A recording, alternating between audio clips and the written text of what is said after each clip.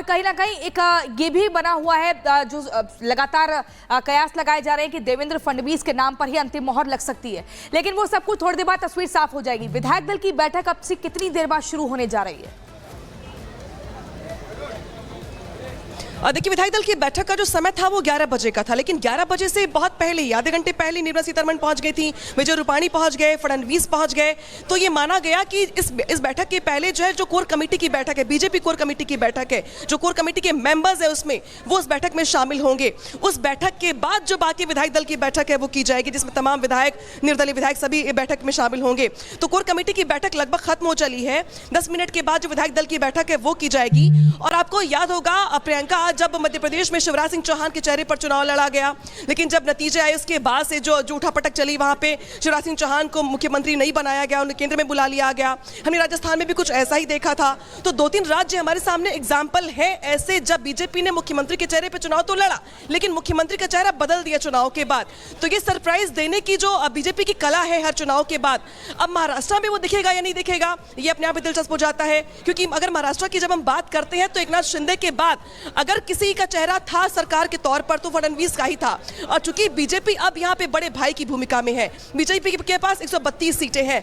BJP के साथ साथ अगर बात करें हम शिंदे गुट के शिवसेना की या फिर अजीत पवार की बात करें हम, तो दोनों की सीटें बीजेपी से बहुत कम है। ऐसे में बार्गेनिंग की भूमिका में ना शिंदे है और ना ही अजीत पवार है। तो बीजेपी के पास होल सोल पावर सरकार के गठन को लेकर के, तो होल सोल पावर में देखना यह होगा कि फडणवीस के चेहरे पर दांव चला जाता है नेतृत्व की ओर से, या किसी नए चेहरे पर दांव चला जाता है। हालांकि फडणवीस की गुंजाइश यहाँ पे ज्यादा इसलिए नजर आती है क्योंकि फडणवीस एक बार पहले सरकार चला चुके हैं, मुख्यमंत्री के तौर पे उन्हें लंबा अनुभव है महाराष्ट्र में कामकाज करने का। बहुत सारी योजनाएं, सहमति बन गई थी सारे दलों के बीच में कि महायुति से जो भी मुख्यमंत्री होगा वो बीजेपी की तरफ से होगा। अब वही जो आपने जिक्र किया कि हमने मध्य प्रदेश में भी देखा, हमने राजस्थान में भी देखा, थोड़ी उहापोह की स्थिति थी और जब नाम आए तो सब चौंक गए। अब ऐसी स्थिति क्या महाराष्ट्र में भी बनेगी, इस पर तो नजर रहने वाली है। लेकिन आपको बता दें कि विधायक दल की जो मीटिंग है वो शुरू हो चुकी है। कोमल, विधायक दल की मीटिंग शुरू हो चुकी है, लेकिन पहली पसंद की बात की जाए तो कैसे मीडिया में सुर्खियों में बने हुए हैं देवेंद्र फडणवीस, लगता है कि उन्हें ही चुना जाएगा? कोई और नाम जिस पर संशय हो सकता है आज के दिन? बिल्कुल, देखिए बीजेपी के बिल्कुल देखिए नाम को लेकर के तमाम कयास लगाए जा रहे हैं, क्योंकि जैसा कि आप भी बता रही है, हमारी सहयोगी अनामिका भी बता रही है कि बीजेपी अपने सरप्राइज फैक्टर के लिए तो काफ़ी ज़्यादा जानी जाती है, लेकिन ऐसे में अब विधायक दल की बैठक शुरू हो गई है। 12 दिन के बाद ये जो सस्पेंस है वो खत्म हो सकता है, क्योंकि लंबे अरसे से इंतजार किया जा रहा था कि आखिर ये बैठक जो है ये कब होगी, बैठक के बाद जो है अंतिम निर्णय लिया जाएगा। लेकिन अगर हम चेहरे की बात करें, प्रबल दावेदारी की बात करें, तो वो देवेंद्र फडणवीस की ही बताई जा रही है। क्योंकि अगर हम उनके आवास के बाहर की बात करें, सागर बंगलों की बाहर की बात करें, तो वहाँ पर भी देखिए अभिनंदन करते हुए जो देवेंद्र फडणवीस की तस्वीर जो है वो लगा दी गई है। कहीं ना कहीं सबब एरिया में अगर आप जाएंगे तो चर्चा होने के बाद फाइनल फैसला होना, इस पर सबकी निगाहें टिकी हुई हैं। कोमल और साथ ही अनामिका, आपका हम दिन भर रुक करते रहेंगे। फिलहाल बहुत शुक्रिया जुड़ने के लिए और जानकारियां देने के लिए। और चलिए आगे बढ़ेंगे, अब बात करेंगे गोल्डन टेम्पल में हुए गोलीकांड की।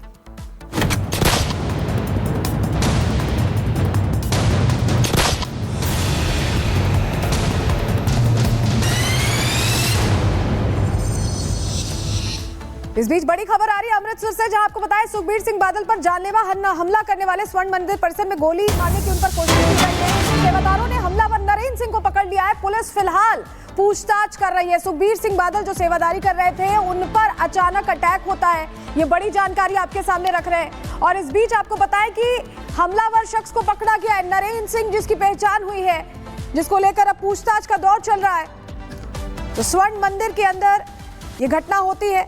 जैसे ही सुखबीर बादल निकलते हैं बाहर की तरफ, तुरंत उन पर अटैक हो जाता है। हमलावर को लोगों ने पकड़ा, नरेंद्र सिंह चौरा जिसका नाम बताया जा रहा है। आखिर किसके निशाने पर हैं सुखबीर बादल, ये अपने आप में प्रश्न बना हुआ है।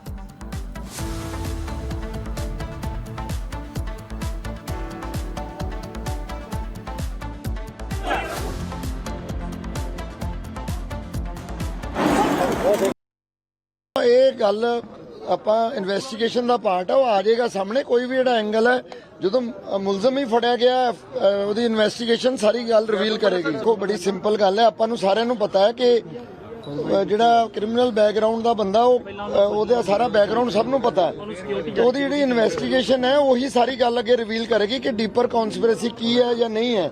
ਉਹਨੇ Then have people forgotten the killing of 2 sports kabaddi players Ambiya? The point is that Aam Aadmi Party has completely surrendered to criminals.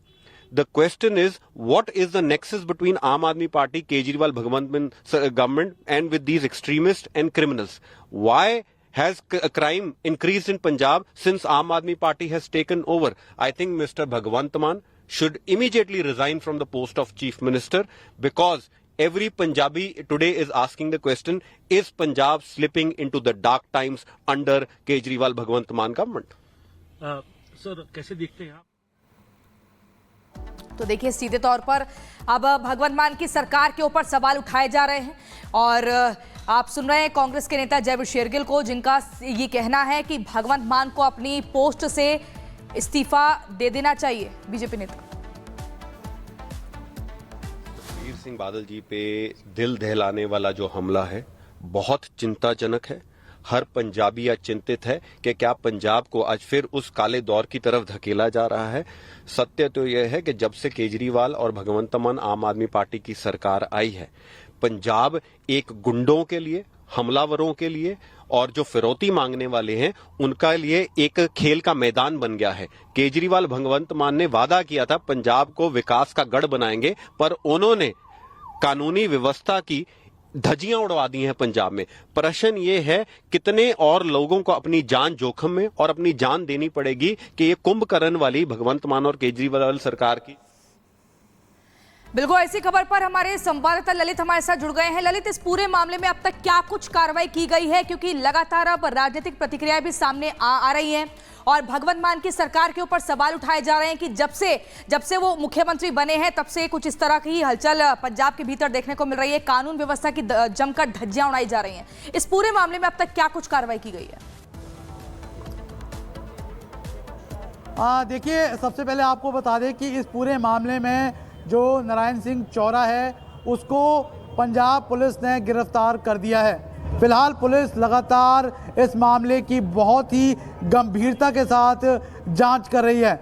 आपको बता दें कि ये पूरी घटना है आज करीबन सुबह 9:30 बजे हुई, जब नरेंद्र सिंह चौरा जो गोल्डन टेम्पल है यानी कि स्वर्ण द्वार के बाहर जब सुखबीर सिंह बादल है वो सेवा कर रहे थे, उस समय है उनके ऊपर गोली चलाने का प्रयास किया गया। लेकिन पंजाब पुलिस और जो गोल्डन टेम्पल के सेवादार हैं उनकी चौकसी की वजह से एक बड़ा हादसा टल गया, जिसकी वजह से जो गोली है वो ऊपर हवा में चली।